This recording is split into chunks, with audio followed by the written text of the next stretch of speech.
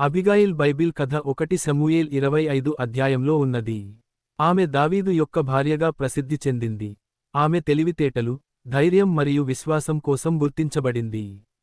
అబిగాయిల్ ప్రారంభంగా నాబల్ అనే ధనవంతుడు అయిన పూర్వకాలిబైతో వివాహం చేసుకుంది. నాబల్ ఒక ఊరి అధికారి అయినప్పటికీ, అతని స్వభావం తికమక, మూఢత్వం మరియు దుర్వినియోగం. ఒక రోజు దావీదు మరియు అతని మనుషులు అడవిలో ఉన్నప్పుడు, వారు నాబల్ యొక్క గొర్రెలు మరియు గొప్పలను కాపాడినట్లుగా, నాబల్ నుండి తన మానవులకు ఆహారం కొరకు గొర్రెలు విరామాన్ని అడిగారు. కాని నాబల్ తిరస్కరించాడు మరియును అవమానించాడు. నేను ఒక అజ్ఞాత వ్యక్తికి నా ఆహారాన్ని ఇవ్వడం ఎందుకు?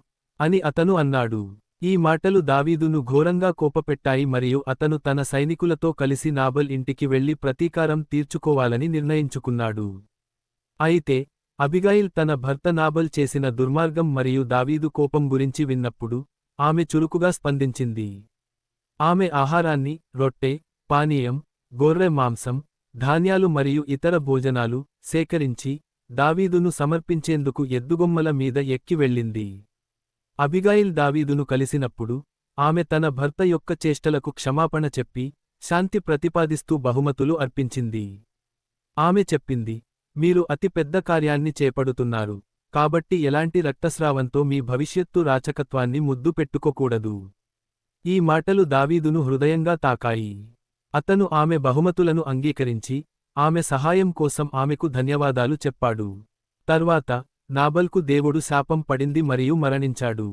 దావీదు, అబిగాయిల్ యొక్క మంచి స్వభావాన్ని చూసి, ఆమెను తన భార్యగా తీసుకునేందుకు ఆహ్వానించాడు. అబిగాయిల్ అంగీకరించి, దావీదు యొక్క భార్యగా మారింది. ఆమె అతనికి ఒక కుమారుడిని పుట్టించింది. పేరు చిలియాబ్. అబిగాయిల్ కథ తెలివితేటలు, వినయం, ధైర్యం, మరియు విశ్వాసం యొక్క ముఖ్యాంశాలను వెలుగులో పెడుతుంది. ఆమె తన కుటుంబాన్ని కాపాడటానికి, గొప్ప దౌర్జన్యాన్ని నివారించటానికి, మరియు దేవుని సన్నిధిలో నిలబడటానికి ధైర్యంగా వ్యవహరించింది.